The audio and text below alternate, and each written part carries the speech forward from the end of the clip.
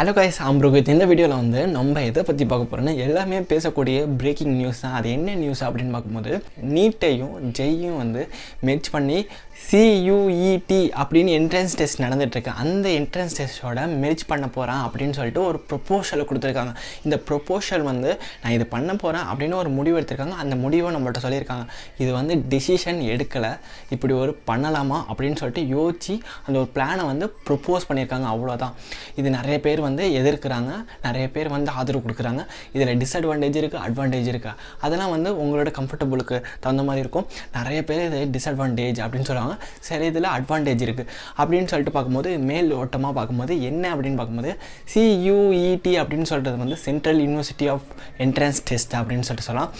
இது வந்து சென்ட்ரல் யூனிவர்சிட்டிக்கு நடத்தப்படுற ஒரு டெஸ்ட்டு. நாடு ஃபுல்லாக ஒரே ஒரு என்ட்ரன்ஸ் டெஸ்ட் அப்படின்னு சொல்லிட்டு காலேஜை சூஸ் பண்ண போகிறோம். இது ஏன் கொண்டு வந்திருக்காங்க அப்படின்னு சொல்லிட்டு பார்க்கும்போது இந்த பிஎஸ்சி சயின்ஸு இந்த சர்டிஃபிகேட் கோர்சஸ், சில கோர்சஸ்க்கெலாம் வந்து ஆள் வந்து ஃபுல்லாக போடுறாங்க. சில பேர் இன்ஜினியர் போகிறாங்க, சில பேர் டாக்டர் போகிறாங்க, சில பேர் வந்து மெயினான பாப்புலரான உள்ள கோர்ஸ்க்கு தான் போகிறாங்க. அதிக பேர் அந்த கோர்ஸை வந்து சூஸ் பண்ண மாட்டாங்க. அப்படின்னு சொல்லிட்டு இந்த நீட்டையும் ஜெய்யும் வந்து ஒரே இதில் வச்சு யாரெல்லாம் வந்து எந்தெந்த சப்ஜெக்ட் சூஸ் பண்ணி நீட்டுக்கு வந்து 3 சப்ஜெக்ட், இந்த 3 சப்ஜெக்ட் மட்டும் நம்ம எழுதலாம். ஆனால் எல்லாமே வந்து எல்லா கொஷினுமே இருக்கும். நம்ம அட் அ டைமில் வந்து சூஸ் பண்ணி நம்ம எழுத போகிறோம். இது வந்து ஆன்லைன் மோடில் தான், கம்ப்யூட்டர் மூலமாக தான் நம்ம எழுத போகிறோம் அப்படின்னு சொல்லிட்டு சொல்கிறாங்க. இது டிஸ்அட்வான்டேஜா அட்வான்டேஜா அப்படின்னு சொல்லிட்டு பார்க்கும்போது தமிழ்நாட்டில் வந்து 2 சென்ட்ரல் யூனிவர்சிட்டி இருக்குது. இது எப்படி அப்படின்னு சொல்லிட்டு அடுத்தடுத்த வீடியோவில் பார்க்கலாம்.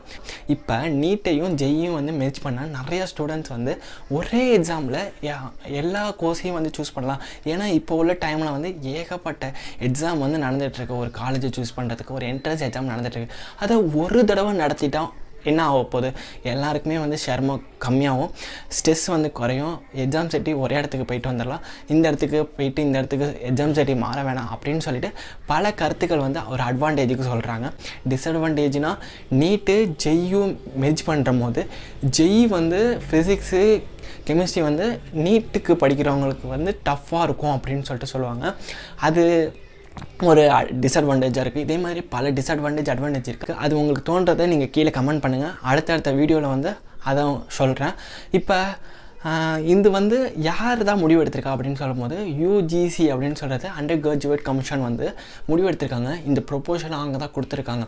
நீட்டையும் ஜெய்யும் இன்னும் கொண்டு வரல, நீட்டையும் ஜெய்யும் வந்து மெர்ஜ் பண்ணல. ப்ரொப்போஷல் இப்படி பண்ணலாமா அப்படின்னு சொல்லிட்டு ஒரு ப்ரொப்போஷல் பிளான் பண்ணி ரெடி பண்ணியிருக்காங்க. இதை வந்து இப்போ இம்ப்ளிமெண்ட் பண்ண மாட்டாங்க.